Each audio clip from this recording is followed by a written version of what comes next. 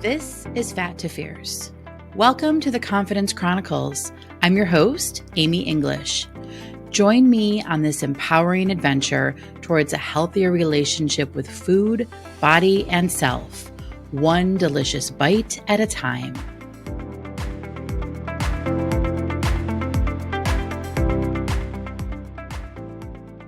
Welcome to the Confidence Chronicles. I hope you're having a great week so far. So as I was meditating earlier today and thinking about what I wanted to talk about in this week's episode of the Confidence Chronicles, an idea popped into my head. So I decided to just run with it. And the idea was to tell the story about my time at the Biggest Loser Resort. Because I know we're 63 episodes in now, but I don't recall sharing this story. And it's for me, it's kind of a pivotal part of my journey, because really my stay at the Biggest Loser Resort back in May of 2013 kind of kicked off this whole journey in a way. So I thought, let's talk about it.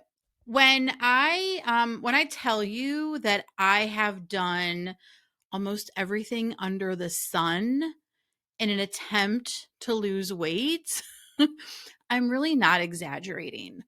And yes, this includes spending a full week at the Biggest Loser Resort. There was a resort up in Buffalo, where I'm from originally, and where I was living at the time. And there had been a Groupon that was circulating for a certain percentage off for the week, because as you can imagine, it's a pretty pricey adventure.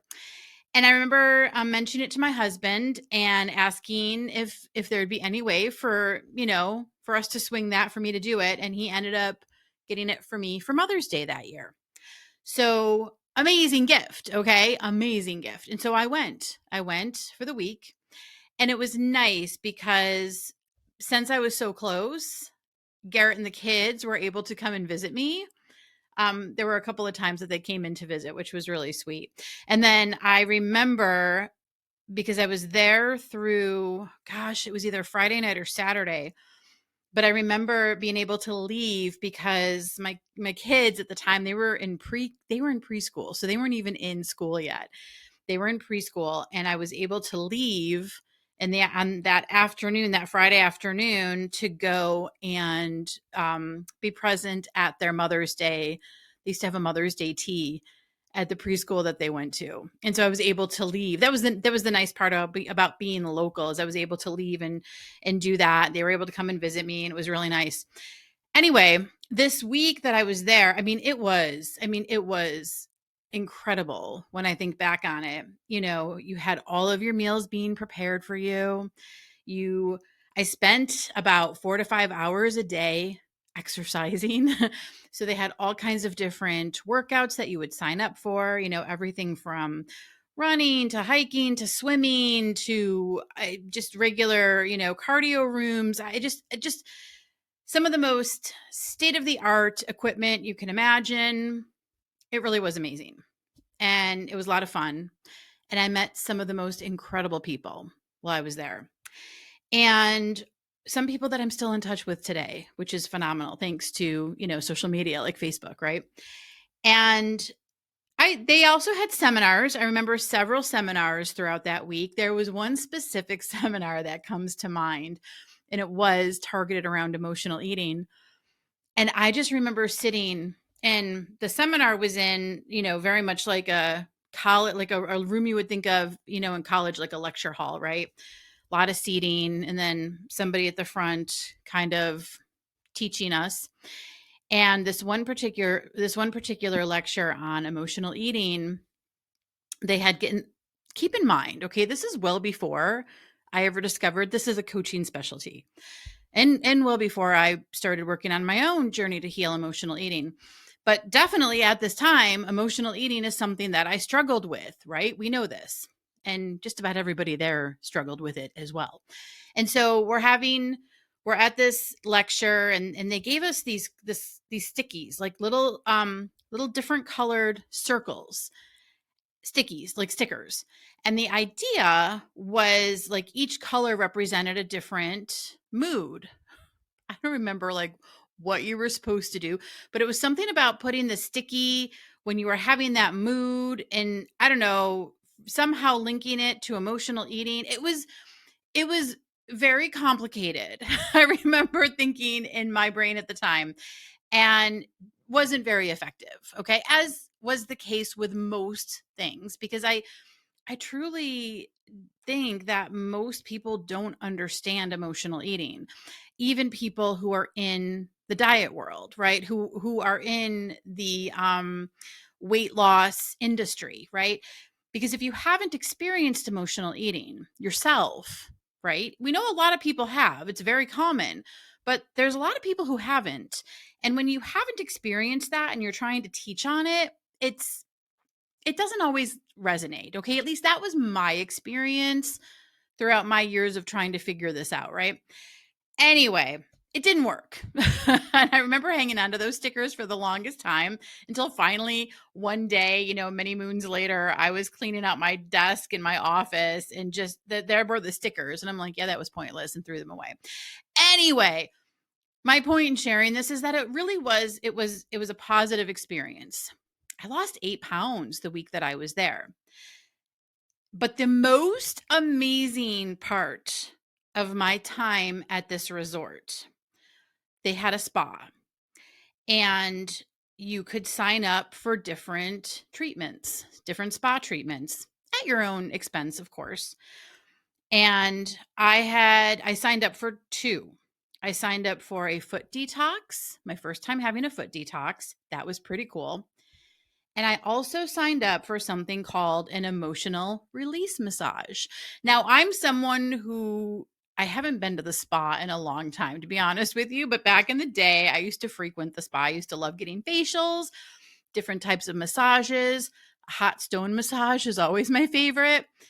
I used to love doing this, and just haven't in recent, probably since before COVID. Honestly, I have not had like a nice hot stone massage or been to a spa. Anyway, so I signed up for this treatment called the emotional release massage, thinking it's just like a regular massage. Oh my goodness, was I wrong?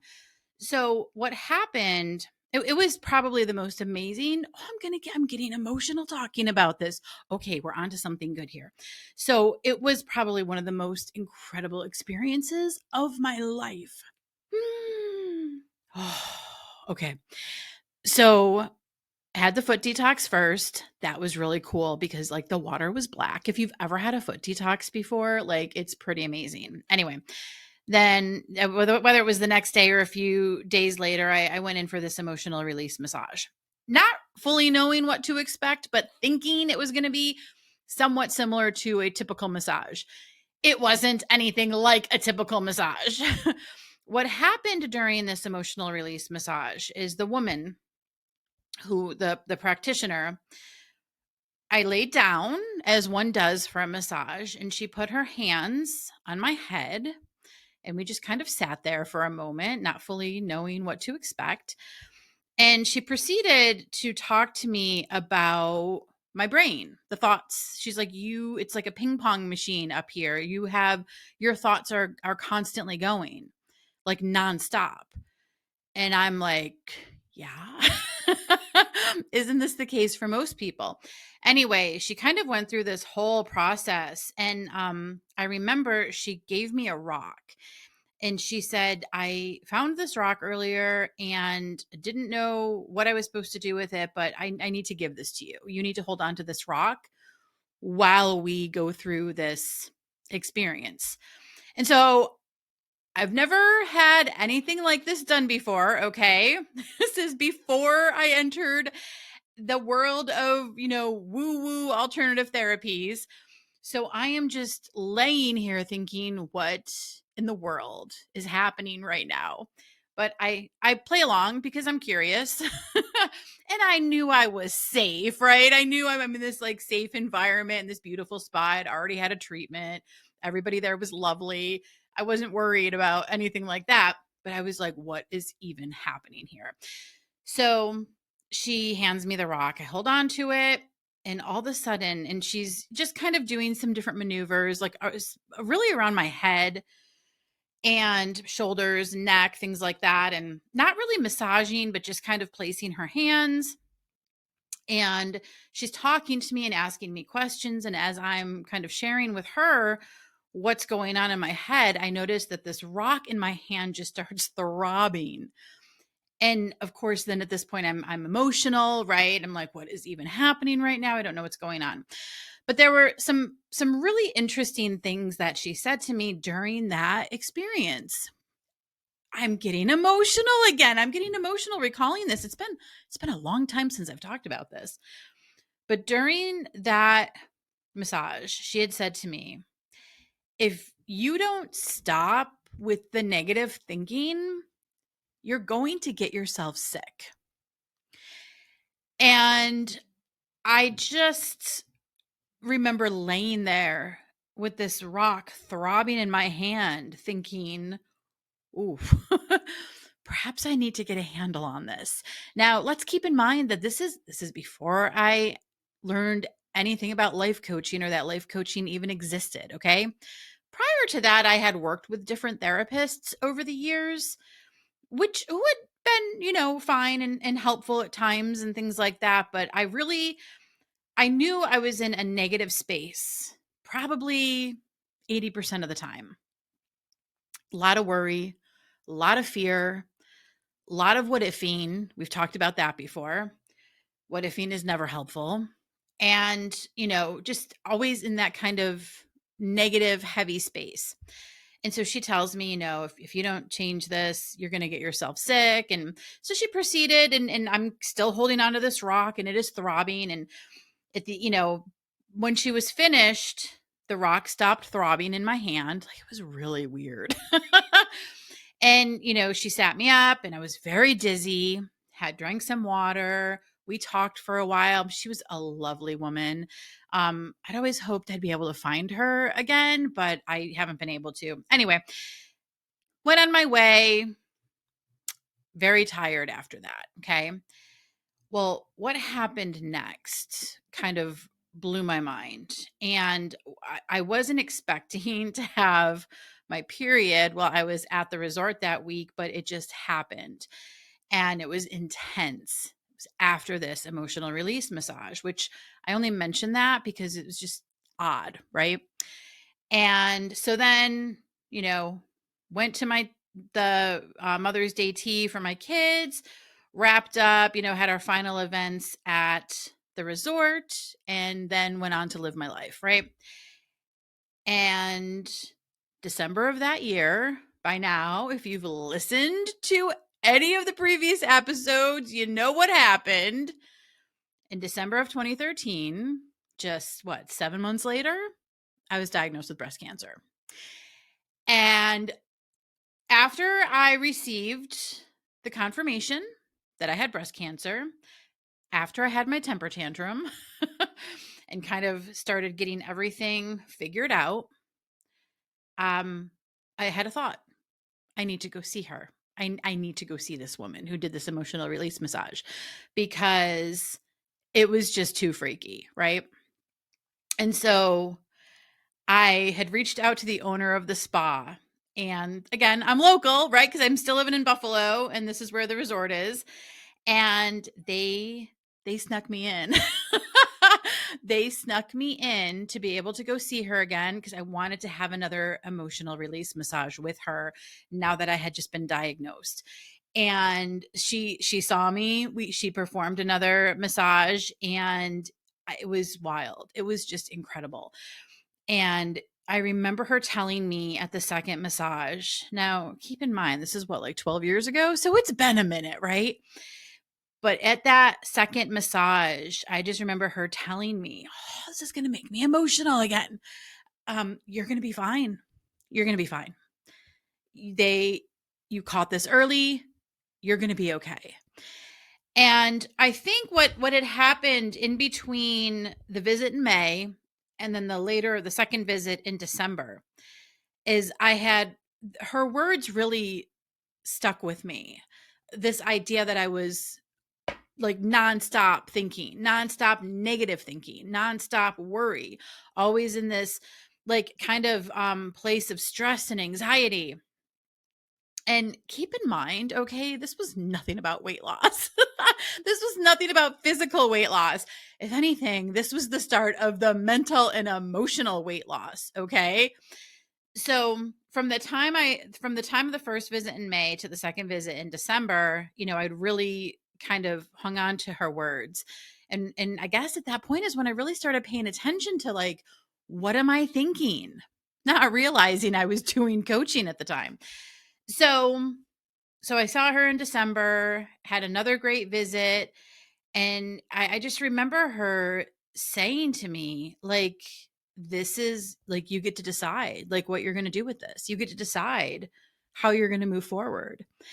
And it was just such a freaking powerful experience. And I went on to, continue my treatment. And the other thing that this had done for me was open my mind to alternative types of healing. This is where it all kind of started. This is where I started to dabble with meditation. I had never meditated prior to that. This is where I started to dabble with different types of energy healing, right? One of the things I did, one of the modalities that I did after being diagnosed with cancer was theta healing with a friend of mine who was becoming a theta practitioner. And that was amazing.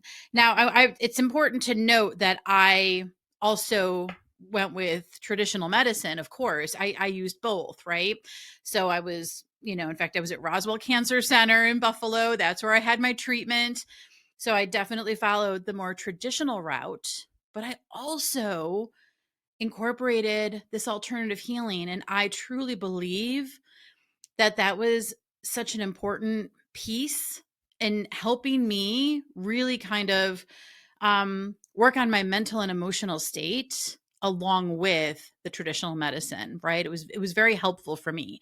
I think it can be helpful for a lot of people, especially when you're going through any kind of major anything, really, whether it's a medical diagnosis or just life throws another curveball, right? Having some of these tools at your fingertips, there's a benefit to that. So yeah, so this visit to this Biggest Loser ranch, or resort, I should say. It wasn't a ranch, although maybe they called it that. Whatever, doesn't matter. This visit is kind of really what kicked off the breadcrumbs for me. And I talk about this sometimes, about how I learned to follow the breadcrumbs. And this was me following the breadcrumbs, having that emotional release massage, having the experience afterwards. I mean, it was wild. And then starting to trust what was coming to me in my world, right? I ended up getting certified in Reiki, in Reiki healing, and was involved with the Buffalo Wellness Center for a while, and just continued to meet some amazing people. And this is how I found my first life coach. It was by accident. I mean, not really when we think about it, but I had just kind of found her in the hallway. She had an advertisement at my dentist's office, right? And I just took a chance and decided to call. And so that was in 2015. That was 10 years ago.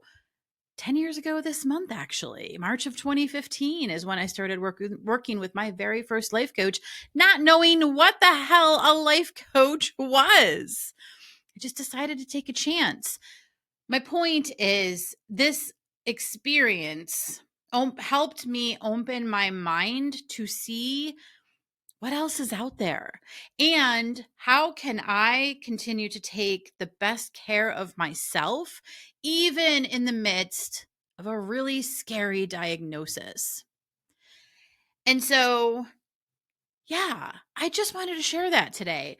So once I had found my very first life coach, and let me backtrack just a little bit. So December 2013 is also when I realized that I needed to stop stress eating, right? We've talked about that. I've shared about that.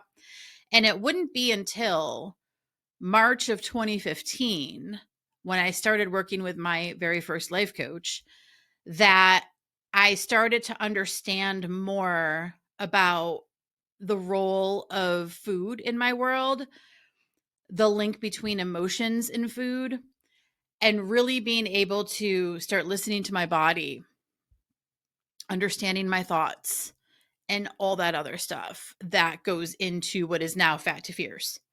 Because my first life coach did introduce me to things like the body compass and just being able to listen to my body and pay attention to the signals it's sending, which is a huge part of overcoming your eating habits. Because when you start to listen to your body, when you start to understand the signals that your body is sending you, and you start really paying attention to how things feel physically, right? You can use that information to help guide your choices. Because I can't tell you how many times in my brain I think I want some chocolate. But then I think, how is that going to feel in my body? In my body, it's like a clear no. There's a very different response between what my brain wants and what my body wants. And sure, are there times that when my brain wins? Absolutely. I'm not going to tell you 100% of the time, I'm constantly just in tune with listening to only my body. There are times when I decide I want to have a sweet treat, even though I know it doesn't feel great. But the majority of time, I'm listening to my physical body. And that's just something that once you learn how to do that, you can't unlearn it.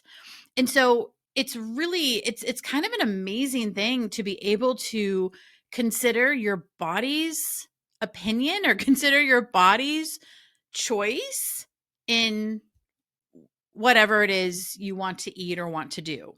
And being able to tune in and check in and ask yourself, like, how does that feel? If I go out right now and get a piece of cake, how is that going to feel? As I say these words right now into this little microphone, I can feel the nausea. I know that's a clear sign for me that cake is not in my best interest. Cake is not something that my body wants right now. It's not going to feel good. Can do the same thing with pizza. I can't tell you the last time I had pizza, but like the idea of eating a piece of pizza makes me want to vomit all over myself right now. Like I can feel it in my stomach, right? My brain might think, "Hey, that's a fantastic idea. Ooh, yeah, like that sounds so good." But my body is like, "Amy, no, please don't do that to us.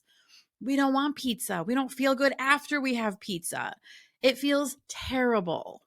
And so the majority of the time, I'm listening to that. Does that mean I'm never going to have pizza again? No, of course not. There will be times when I have pizza, probably the next time we go to Buffalo. It is funny. So, more on Buffalo. I will reserve certain foods for Buffalo. Like, I'll be very honest with you. I will not eat a donut anywhere except Buffalo. And that is because, listen, if you're from Buffalo or you've ever been to Buffalo, you probably know Paula's Donuts. They are the best donuts anywhere. I mean, from where I've been, right? And there is 0 point in eating a donut anywhere else because they just can't compare. They don't compare. They're not nearly as good. So, and I'm like, why would you eat a donut if it's not a Paula's donut? There's no point. So when we go to Buffalo, I have certain favorite foods that I like to get. But here's the difference, okay? Instead of just going to Buffalo and eating them all, what I usually do is each time we go and visit, I pick 1 or 2 of my favorites and I just have enough until I'm satisfied and then I stop. So like it's really difficult for me to eat an entire Paula's donut. And if you know, because they're gigantic. Okay. But like I'll cut it in half. I'll usually split one with my mom. Like, I'll have some of the donut. And that's the same for buffalo pizza, where I used to be able to eat 2 to 3 pieces of pizza, no problem. I can eat maybe half a piece, maybe a full piece before my stomach is just like, hell no, like we're done. Once you start listening to your body, it is amazing when you just can be like, oh, you know what? No, this is not going to feel good. I do not want to have heartburn later. My body is just going to physically feel like crap if I eat any more of this. And it's just not worth it anymore. It's like, I got my taste. I'm good. I'm good for the next 6 months to a year, right? There's no more FOMO with food. It just doesn't exist anymore because I know I can have it anytime I want to have it when we go to visit, and I don't have to eat all of it. I'm just not going to do that to my body anymore. It's a non-negotiable. And sometimes I don't think of how truly amazing that is, because I never that didn't used to be me. I used to wish I could be that way back in the day, but that wasn't me. And now I look at it and like, that is me. I literally do that. I don't eat the whole donut. I don't eat the 2 to 3 pieces of pizza. I know when I'm satisfied and I stop. One thing I used to always say is, I wish I could be somebody who didn't eat when they were sad. I wish I could be somebody who didn't eat when they were stressed. I wish I could be somebody who didn't eat when they're mad. Okay. I can remember countless times saying each of those statements. And what truly amazes me, and what I'm incredibly grateful for, is present day today, I have become that person. I've become someone who doesn't eat when she's stressed, when she's sad, when she's mad, when she's excited. I just don't do it. I enjoy food. I enjoy all kinds of food. It's at my discretion, though, right? It's my choice. Like, I haven't had processed sugar now in over a week because the last time I had it, I felt terrible. And so I said, all right, we're not going to have this for a while. You know, will I have a sweet treat when Easter comes? Potentially, probably, yes. Who am I kidding? But again, it's just like nothing like what it used to be. So all this to say, here's my point in rambling with this story today. If you're somebody who wishes that they didn't turn to food every time life throws a curveball, or every time you have a bad day at work, or every time you're sad, mad, bored — boredom is a big one, friends — or lonely, okay? It's possible. It is possible. And that's coming from somebody who's been there, who has been in that exact same spot, thinking, there's no way I can't do this. I wish, I only wish, I only wish, I only wish. Well, guess what? That wish came true. And it can come true for you. I've said this before. I'm not a special snowflake. It wasn't by luck that I've been able to achieve this. It's been hard work and determination and focus. And it all started with a willingness to want to do something different. And maybe at the end of the day, that's kind of why I wanted to share this story about the Biggest Loser resort, right? Because let's face it, the Biggest Loser resort, as far as the weight loss goes and the diet, that was the same old, same old. Okay. That was no different, aside from having a chef make your meals every day, which, if I remember correctly, like, they were delicious. But they were also, it was a very strict diet. Someone was making your food every day. You didn't have access to other foods. Although I do remember hearing that some people brought food from outside. You weren't supposed to bring food from outside, but I remember hearing that some people had food from outside in their cabins, because this was like a wilderness type thing. Like, we all had our own individual little cabins. Like, it was a really nice place. I don't even know if it still exists. Whatever. It was a lot of fun. But the Biggest Loser resort itself was your typical, diet and exercise weight loss facility. But what was different was the emotional release massage. That was something different for me, and that is something that I felt really called to do, to try, to experience. And when that was me following a different breadcrumb while I was there, right? And a couple of things that it really taught me was listening to your intuition can be really powerful. Following those breadcrumbs powerful, right?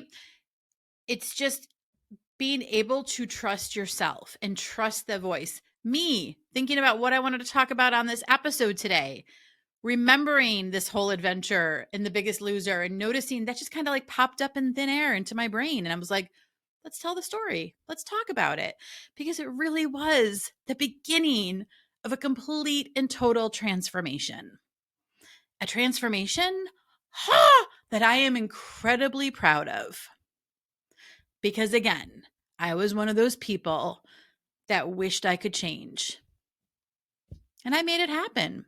Not by myself. I think that's important to note. Like, yes, I made choices to do certain things, but I sought support and guidance where appropriate, right? Like signing up for this emotional release massage, like working with my friend who was training to be a theta healer, like hiring my very first life coach. Best money I ever spent. Best money. Best investment ever in my life was hiring my first life coach. And I've gone on to work with several coaches since, because I will always have a coach who I'm working with, whether it is a peer and we're meeting every week coaching each other still 10 years later, or I'm hiring a coach for a specific area of focus. I've hired a lot of business coaches over the years, but there are certain coaches who focus on specific areas, like me, who focuses on emotional eating. Anyway, I could go on and on about life coaching and how much it's changed my life, but there's got to be a willingness to want to change, to do something different, and to seek the support and guidance to help you get to that place. So if that's you and you would like to change your habits with food and be one of those people who doesn't turn to food when feeling stressed, sad, mad, bored, or whatever, if you're that person who's just sick of the endless diets and doing the same thing over and over again and not getting the lasting results that you want, if you would like to exit that hamster wheel, and if you're someone who wants to feel more comfortable in your skin and feel better about your body and learn to make your body a priority, right? Especially when it comes to making food choices, like letting your body have a say and realizing that food FOMO doesn't have to be what it is, right? You don't have to be lured by that. Listen, you want to work in any of this stuff? Book a connection call with me, okay? I would love to chat with you. We will talk about the coaching program, the 6-month coaching program. We'll see if it's a good fit for you, all right? And go from there. And listen, if you're not ready to take this step with one-on-one coaching, I get it. At least get started with the Fat to Fierce program, because you can get it right from my website. Start today, and it's $99. And you're going to learn a lot of the basic tools to start doing this on your own. And then if you decide you want some one-on-one support, you can reach out to me. All right. I hope this has been fun. Thank you for listening. I was happy to share this with you today. And now I'm curious. I'm going to go Google to see if that Biggest Loser resort is still around. All right. I hope you have a great week.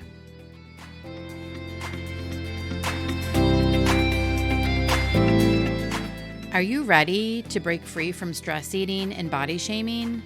It's time to get fierce. Fat to Fierce is a self-paced program that helps you build a new foundation of strength and balance without the toxic dieting mindset. This non-diet approach focuses on mindful eating, body acceptance, and lasting transformation. It's time to reclaim your power and find peace with food, your body, and yourself. Visit amyenglishcc.com to get started today.